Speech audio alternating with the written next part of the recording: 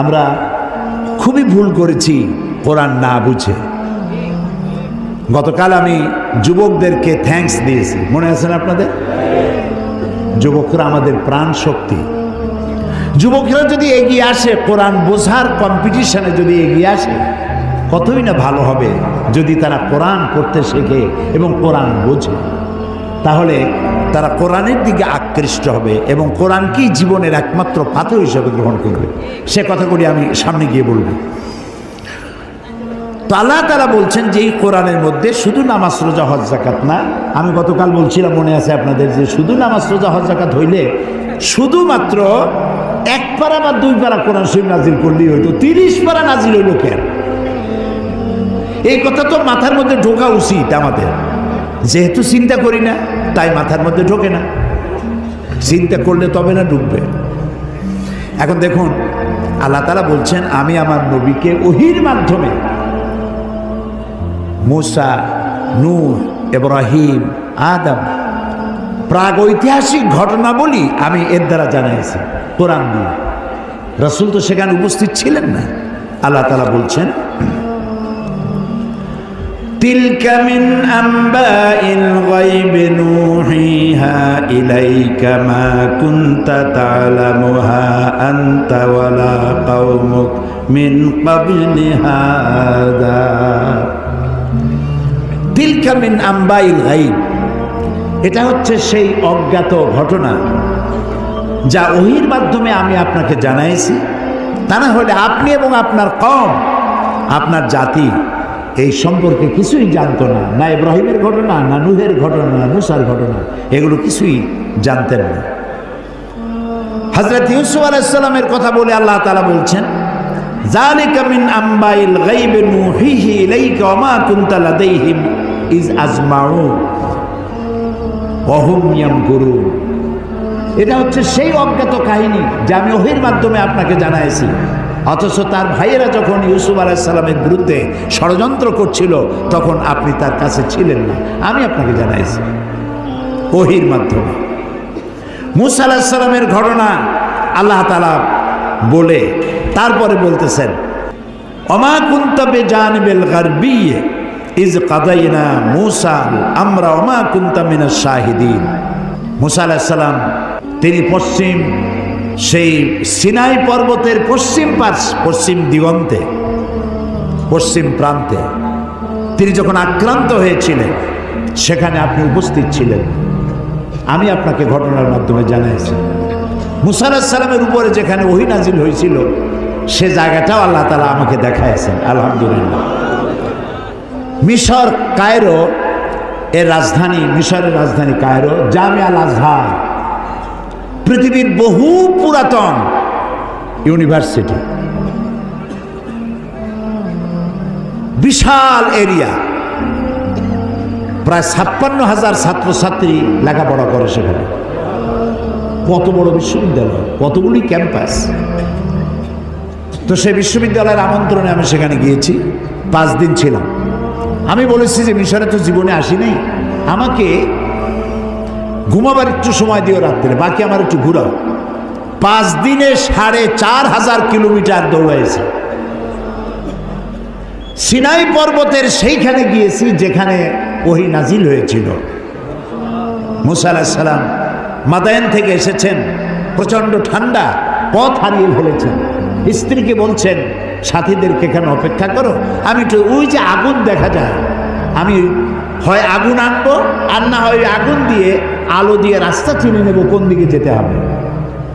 ফালাম্মা আতাহা, যখন তিনি ওই আগুনের কাছে গেলেন, নুদিয়া ইয়া মূসা ইন্না আনা রাব্বুক, হে মূসা এটা আগুন টাগুন কিছু না, আমি তোমার রব, আমি তোমার আল্লাহ। ফাখলানা আলাইক ইন্নাকা বিল ওয়াদিল মুকদ্দাসি তুয়া, জুতা খোলো, এখানে আমার নূর পড়েছে। সুবহানাল্লাহ, জুতা খুলে আসো। ওয়াদি মুকদ্দাস, ওয়াদি বলা হয় 2 পাহাড়ের মাঝখানে যে সমতল ভূমি থাকে এটাকে আরবিতে বলা হয় ওয়াদি, আর বাংলায় বলা হয় উপত্যকা। তো আমরা যখন গেছি ওয়াদি মুকাদ্দাস সাইনবোর্ড দেখেছি, জুতো আগেই খুলছি বর্ষটা। তারপরে গেলাম সেখানে, যেই গাছের উপরে আল্লাহর নূর পড়েছিল সেই গাছটা, ওরা বলে এটা সেই গাছ। তো আমি এর ঐতিহাসিক সত্যতা নাই বলে মনে করতে পারলাম না যে এটা সেই গাছটাই। ওই গাছের পাতায় পাতায় অনেক চিঠি। আমি জিজ্ঞেস করলাম এই চিঠিগুলি কিসের? বললো যে ইহুদিরা আসে, খ্রিস্টানরা আসে, মুসলমানও আসে, আল্লাহর কাছে চিঠি লিখে ওখানে তুই যায়। এই খাই খেয়ে কাম না পাইলে করবে কি? তো এটা আমার বলার উদ্দেশ্য ছিল না।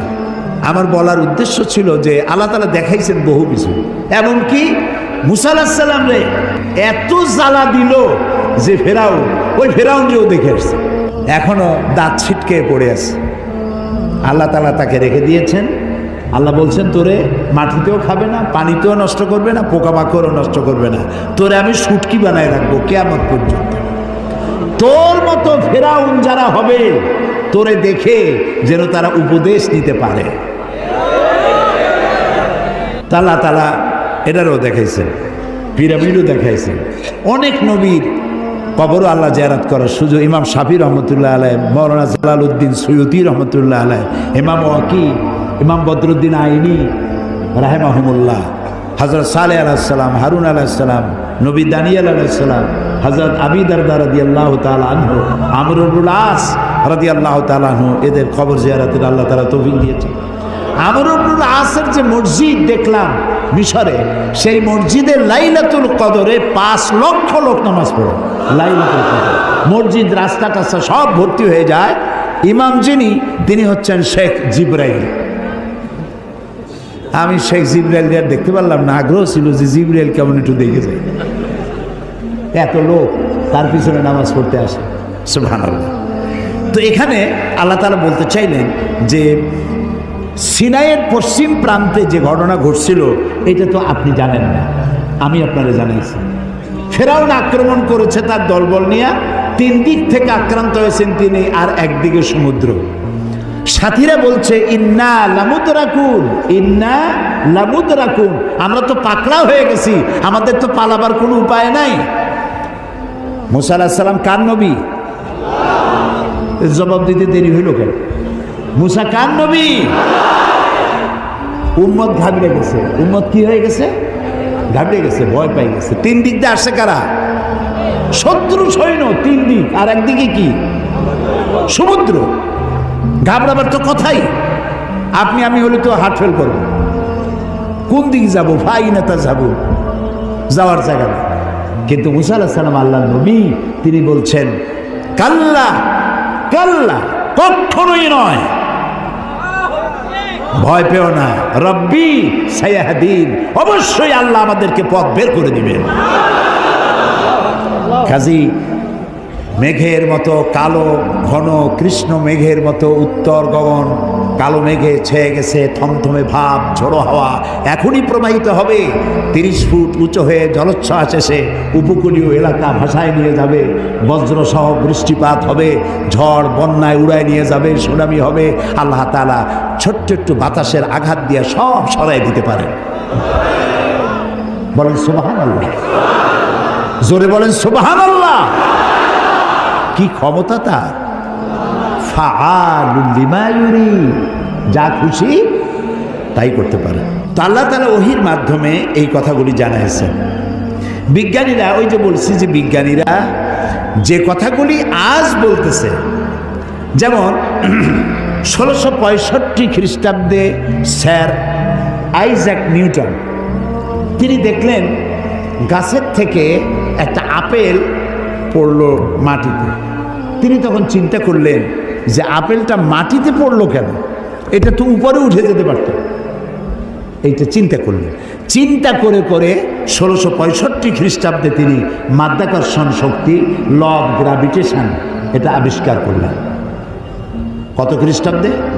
1665। অথচ কোরআনে কারীম স্যার আইজ্যাক নিউটনের জন্মের 1000 বছর আগে সূরা ফাতির 41 নম্বর আয়াত আল্লাহ তাআলা বলছেন ইন্নাল্লাহা ইউমসিকুস সামাওয়াতি ওয়াল আরদা আন তাজুলা, নিশ্চয়ই আল্লাহ তাআলা চন্দ্র, সূর্য, গ্রহ, নক্ষত্র সব একটার সাথে আরেকটাকে সম্পৃক্ত করে রেখেছেন, যাতে একটার থেকে আরেকটা বিচ্ছিন্ন হয়ে না যায়। এটাই হচ্ছে ল অফ গ্র্যাভিটেশন। এই মাধ্যাকর্ষণ শক্তির কথা কোরআন ১৫০০ বছর আগে এ কথা আল্লাহ তাআলা বলেছেন। তো দুর্ভাগ্য, কোরআন বুঝি না, কোরআন শুধু সবের নিয়তে পড়ি। একবার সূরা ইয়াসিন পড়লে 10 খতম কোরআন শরীফ এর সব। এই যদি হয় তাহলে গোটা কোরআন শরীফ পড়ার আমার দরকারটা কি? খালি সূরা ইয়াসিন পড়লেই তো হলো। 3 বার সূরা ইখলাস পড়লে 1 খতম কোরআন শরীফের সব। তাহলে কোরআন পড়বি কেন মানুষ? আহারে মানুষ, আহারে কপাল পড়া মানুষ। এখন চন্দ্র, সূর্য, গোটা সৌরজগৎ সব ঘুরছে। এটা কোপার্নিকাস, গ্যালিলিও, নিউটন, আইনস্টাইন ওনারা আবিষ্কার করেছেন যে সব কিছু ঘুরছে। এটা বলতেছেন ওনারা এই কয়েকশো বছর আগে। অথচ ১৫০০ বছর আগে আল্লাহ তাআলা কোনটা ঘোরে? চন্দ্র ঘোরে না সূর্য ঘোরে না দুনিয়া ঘোরে? কে ঘোরে? একথা সূরা ইয়াসিনে আল্লাহ তাআলা তার নবীর কাছে বলে দিয়েছেন। লাশ-শামসু ইয়ানবাগি লাহা আন তুদরিকাল কামারা ওয়ালাল লাইলু সাবিকুন নাহার ওয়া কুল্লুন ফি ফালাকিন ইয়াসবাহুন। প্রবল জ্ঞানী হইবে যাহারা, আপন মনেতে বুঝিবে তাহারা। রাত্রি পারে না আগে যাইবার, দিনের স্থান করে অধিকার। যার যে স্থান বহাল রাখিয়া ভ্রমণ করিছে খোদাকে ডরিয়া। শুধু পৃথিবী করে না, আল্লাহ তাআলা বলছেন ওয়া কুল্লুন ফি ফালাকি ইয়াসবাহুন। যা কিছু আছে মহাশূন্যে, এই পৃথিবীটাও মহাশূন্যে। পৃথিবীটা কোথায়? মহাশূন্যের উপর ভাসমান। তো মহাশূন্যে অকুল্লুন ফি ফালাকি ইয়াসবাহুন, মহাশূন্যে যা কিছু আছে সব ঘুরতেছে আর ঘুরছে। Activities life, inactivities death. যতদিন ঘুরবে ততদিন সব ঠিক থাকবে। আর যেদিন এই ঘূর্ণায়মানের এই চক্রের আবর্তন বন্ধ হয়ে গিয়ে যখন ঘোরা বন্ধ হবে, তখন একটা প্রচণ্ড আঘাতের মাধ্যমে, প্রলয়ঙ্করী আঘাতের মাধ্যমে দুনিয়ায় কিয়ামত অনুষ্ঠিত হয়ে যাবে। তো আল্লাহ তাআলা কোরআনে কারিমে এই কথাগুলি অনেক আগে বলে রেখেছেন। The universe and doctor Einstein গ্রন্থে তারা বলেছেন যে সূর্য ধীরে ধীরে এর আলো কমে যাবে, আলো থাকবে না, আর তারাগুলো পোড়া কয়লার মতো হয়ে যাবে। কারা বলতেছে? বিজ্ঞানীরা বলছে। কোরআন ওরা আজকে যেটা বলল, কোরআন বলেছে অনেক আগে। কি বলেছে? ইয়াসআলু আইয়ানা ইয়াউমুল কিয়ামাতি ফাইযা বারিকাল বাসারু ওয়া খাসাফাল কামারু ওয়া জুমিআশ শামসু ওয়াল কামার। আল্লাহ তাআলা বলছেন এরা রাসূলকে জিজ্ঞেস করে কিয়ামত কবে হবে। তো আল্লাহ তাআলা বলছেন জবাব দিয়ে দেন, কিয়ামত হবে যে সময় চন্দ্র আলো হারিয়ে ফেলবে, সূর্য আলো হারিয়ে ফেলবে, আর চাঁদ আর সূর্য এগুলি সব একাকার হয়ে যাবে। তাহলে এই কথাগুলি বিজ্ঞান আবিষ্কার করার অনেক আগে কোরআন এসব কথা বলে রেখেছে। প্রকৃতির নিয়মে একদিন সব লণ্ডভণ্ড হয়ে যাবে। কুল্লু মান আলাইহা ফান। আল্লাহ তাআলা বলেছেন সব ধ্বংস হবে, কিচ্ছু থাকবে না আল্লাহ ছাড়া। কে ছাড়া? আল্লাহ ছাড়া কেউ থাকবে না, কিচ্ছু থাকবে না। এ কথা বিজ্ঞান জানার আগে আল্লাহ তাআলা কোরআন শরীফে বলে রেখেছেন। এই যে মাত্র 100 বছর পর্যন্ত, গত 100 বছরের আগ পর্যন্ত পৃথিবীর মানুষের ধারণা ছিল যে চাঁদ নিজে আলো দেয়, চাঁদ নিজে আলো দেয়। আর বলতো বুড়ো বুড়িরা যে চাঁদের মধ্যে যে কালো কালো জিনিস দেখা যায় ওইটা হলো একটা বট গাছ, ওইখানে একটা বুড়ি থাকে। তো ছোটোবেলায় চিন্তা করতে হবে বুড়ি অনেক করে কি, তো বলতো যে বুড়ি ওইখানে সুতা কাটে। তো তখন খুব বেশি চিন্তায় পড়তাম, এত পরিশ্রম করে এই বুড়ি সুতা কাটিয়া, এই বুড়ি খায় কি? পরে জানা গেল যে ওখানে বট গাছও নাই আর ওখানে কোনো বুড়িও থাকে না। এই চাঁদ এর নিজস্ব কোনো আলো নাই, এই কথা 100 বছরের মতো হলো বিজ্ঞানীরা আবিষ্কার করেছে। কিন্তু আল্লাহ তাআলা বলে রেখেছেন 1400 বছর আগে। সুবহানাল্লাহ। আল্লাহ তাআলা সূর্যকে বলেছেন, খুব লক্ষ্য করুন, সূর্যের আরবি হচ্ছে শামসুন, সেরাজুন, ওয়াহাজুন, দিয়াউন, এগুলি সূর্যকে বলা হয়েছে। এর অর্থ কি? সূর্যকে বলা হয়েছে আলো, আলো উৎপাদনকারী, উত্তাপ সৃষ্টিকারী, আলো বিকিরণকারী, উত্তপ্ত, উজ্জ্বল, প্রজ্জ্বল, আলো বিকিরণকারী, এটা হলো সূর্য। আর চাঁদ সম্পর্কে কি বলছে লক্ষ্য করুন। আলাম তারা কাইফা খালাকাল্লাহু সাবআ সামাওয়াতিন তিবাকা وجعل القمر فيهن نورا وجعل الشمس سراجا। মহাপবিত্র সেই মহান সত্তা আল্লাহ রাব্বুল আলামিন, যিনি 7 আসমান সৃষ্টি করেছেন। ওয়াজআলাল কামারা ফীহিন্না নূরান, আর যিনি চাঁদ সৃষ্টি করে তার মধ্যে আলো দিয়েছেন। ওয়াজআলাশ শামসা সিরাজা, আর সূর্যকে করেছেন উজ্জ্বল আলো সৃষ্টিকারী। তখন সূর্যকে বলা হলো শামসুন, উত্তপ্ত আলো, উত্তাপ সৃষ্টি করে যেটা, সেটার নাম শামসুন, সিরাজুন, ওয়াহাজুন, দিয়াউ। আর চাঁদের কথা বলতে কি আল্লাহ তাআলা বলেছেন কামারা মুনিরা। চাঁদের আরবি হলো কামার, আর মুনিরা মানে আলোক প্রাপ্ত। চাঁদের নিজের কোনো আলো নাই, আলো প্রাপ্ত হয়ে সেই আলো সে বিকিরণ করে। এই কথা কোরআন শরীফে আল্লাহ তাআলা 1400 বছর আগে বলে দিয়েছেন। সুবহানাল্লাহ। এরপরে আপনারা দেখুন, এই যে উদ্ভিদ, গাছপালা, গাছ আমাদের জীবনের শত্রু নাকি? গাছ আমাদের কি? কাজে যেখানে পান সমানে কাটেন। মানুষ সমানে গাছ কাটে, কিন্তু যে পরিমাণ কাটে সে পরিমাণ গাছ তারা লাগায় না। এই গাছ সম্পর্কে, গাছ আমাদের যে বন্ধু, গাছটা আল্লাহ রাব্বুল আলামিন আমাদের জন্য নিয়ামত হিসেবে দিয়েছেন। এটার কাজ হচ্ছে কি? আল্লাহ তাআলা বলছেন ওয়াল আরদা বা'দা যালিকা দাহাহা আখরাজা মিনহা মাহা ওয়া মারআহা।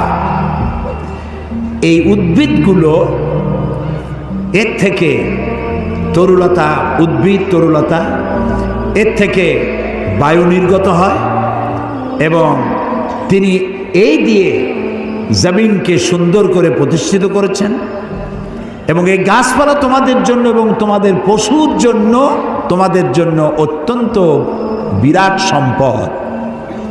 তার মানে মানুষ, আমরা যে বাতাস থেকে অক্সিজেন নেই, যখন আমরা অক্সিজেনটা নিয়ে যখন ছেড়ে দেই, তখন যেটা ছাড়ি ওইটাকে বলা হয় কার্বন ডাই অক্সাইড।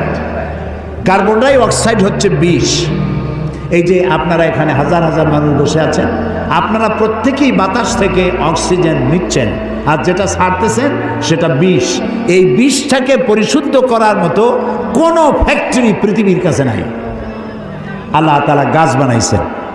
গাছের খাদ্য হলো, আপনি যেটা ফেলে দেন, নাক দিয়া মুখ দিয়া যেটাকে উদ্গীরণ করেন, ফেলে দেন, নিঃশ্বাস যেটা বের করে দেন, ওটা হলো গাছের খাদ্য। আর প্রতি মুহূর্তে সূর্যের উত্তাপ আর গাছের সবুজ রং দুটিতে মিলে এক প্রকারের রন্ধন ক্রিয়া হয়, আর ওর মধ্য দিয়ে কার্বন ডাই অক্সাইডকে প্রতি মুহূর্তে আল্লাহ রাব্বুল আলামিন অক্সিজেন বানাইয়া গাছের ভিতর থেকে বের করে দেয়।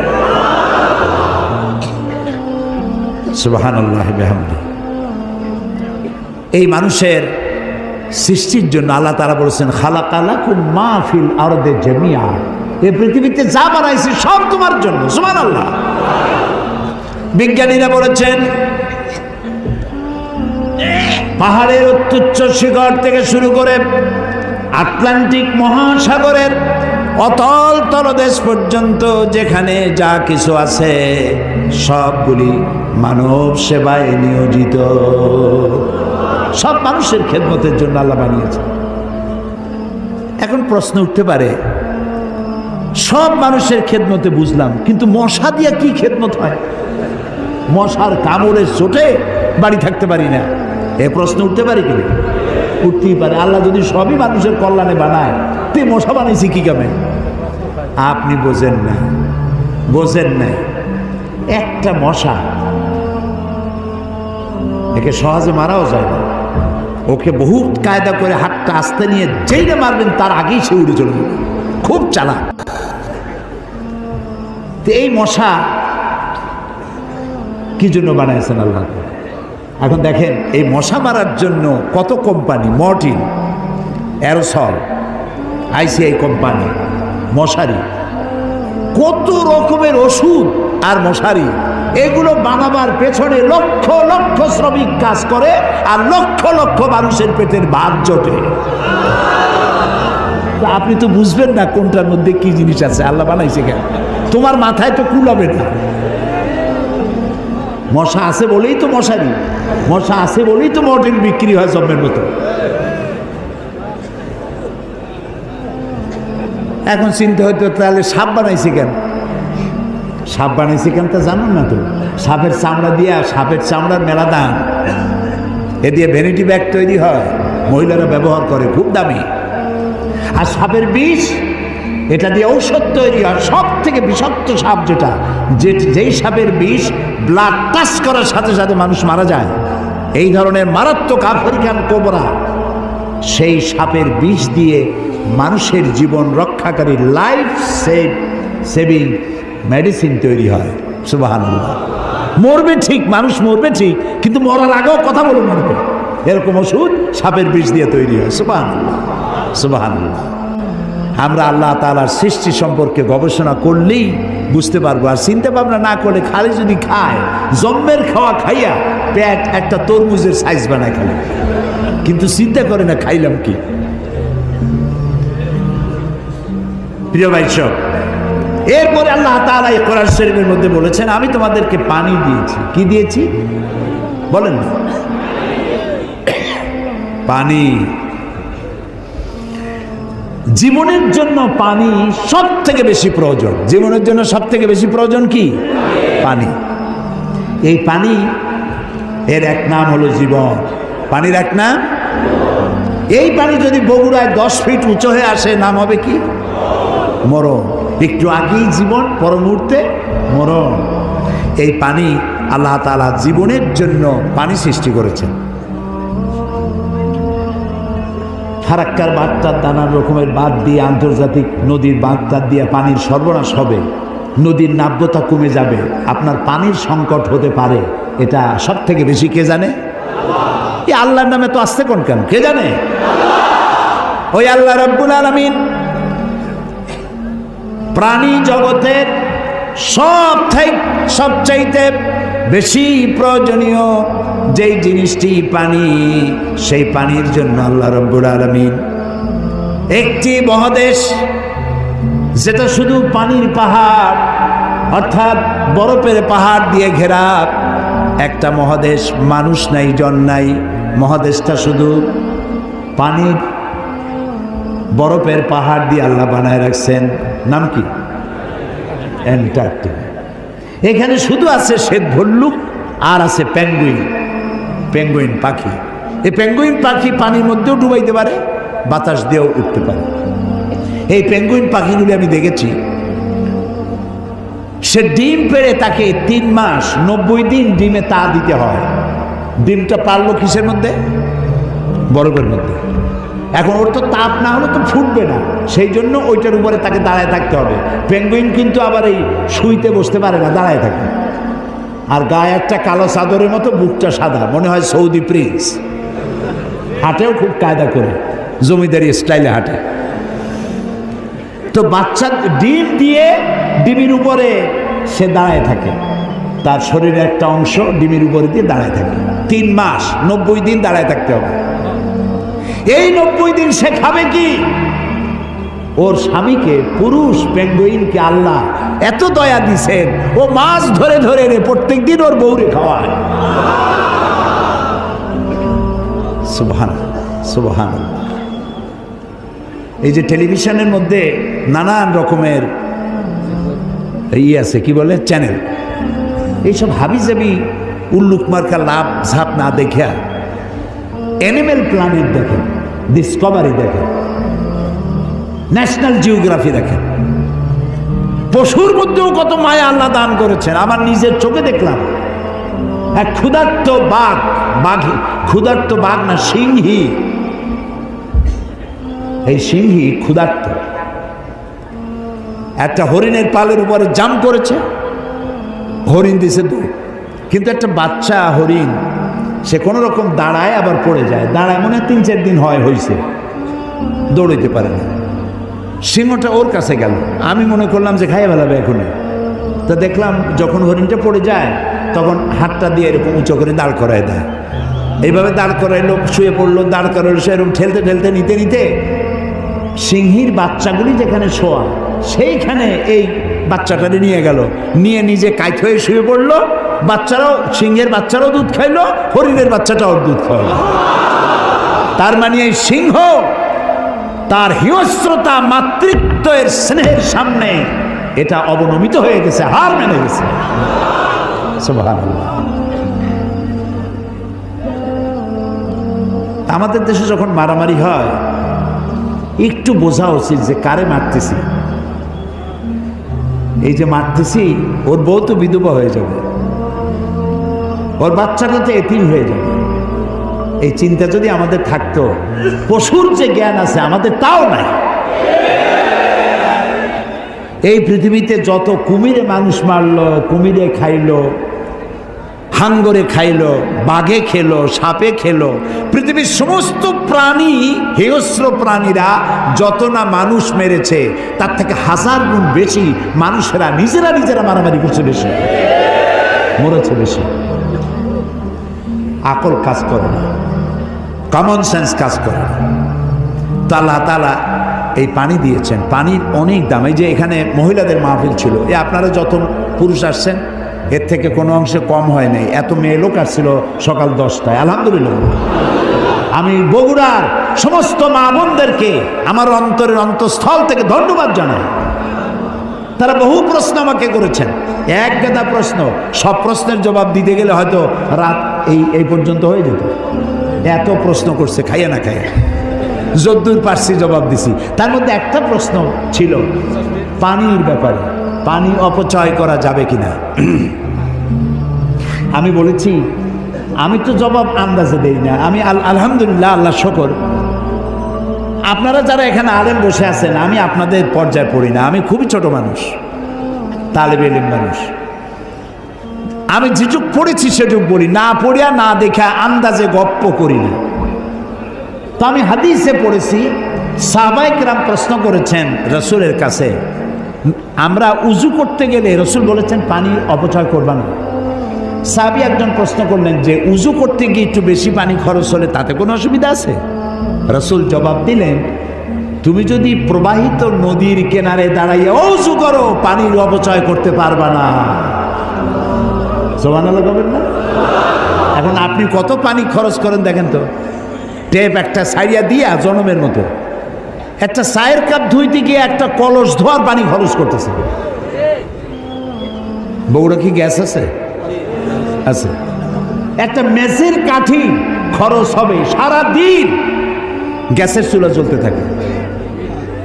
আপনি আল্লাহর নিয়ামতের না শকর, একটা মেসের কাঠি দিলেই তো যখন খুশি তখন আপনি জ্বালাইতে পারেন। আপনি কেন বাড়িতে বলেন না যে জ্বালাই রাখবে না? অধিকাংশ বাড়িতে এইভাবে এই গ্যাসের চুলা জ্বলে থাকে বলে আমরা খবর পেয়েছি। অন্যায়। প্রত্যেকটি নিয়ামত সম্পর্কে কিয়ামতে আল্লাহর কাছে জবাবদিহি করতে হবে। কাজেগুলি নিয়ামত। এখন এই পানি আল্লাহ তাআলা বলছেন, দেখো সৃষ্টি জগতের জন্য পানি প্রয়োজন, সেই পানিটা আমি জলাধার করেছি। এই নদীগুলো কে কাটছে? আছে না বগুড়া নদী আছে না, নাম কি? করতোয়া নদী। আর নেই করতোয়া, এখন তো দৈনিক পত্রিকা, নদী গেছে পত্রিকা হয়ে। বাঙালি যমুনা, ও যমুনা আছে। আচ্ছা, এই নদীগুলো কে বানাইছে? কোন সরকার? কে বানিয়েছেন? অসংখ্য নদী বানালেন, সমুদ্র বানালেন, মহাসমুদ্র বানালেন। পৃথিবীর 4 ভাগের 3 ভাগ পানি আর 1 ভাগ হচ্ছে স্থল। এই পানি আল্লাহ তাআলা জলাধার বানায় রেখেছেন।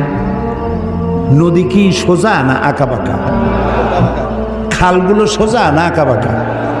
কেন চিন্তা করেছেন কখনো? করেননি। আঁকাবাঁকা করার সোজা যদি হয় তাহলে শুধু 2 পারের মাটি উপকৃত হবে, আর যদি আঁকাবাঁকা হয়ে যায় তাহলে বেশি পরিমাণ মাটি এই পানির দ্বারা ফায়দা পাবে। এই জন্য আল্লাহ তাআলা আঁকাবাঁকা করে দিয়েছেন। সুবহানাল্লাহ, সুবহানাল্লাহ, সুবহানাল্লাহ।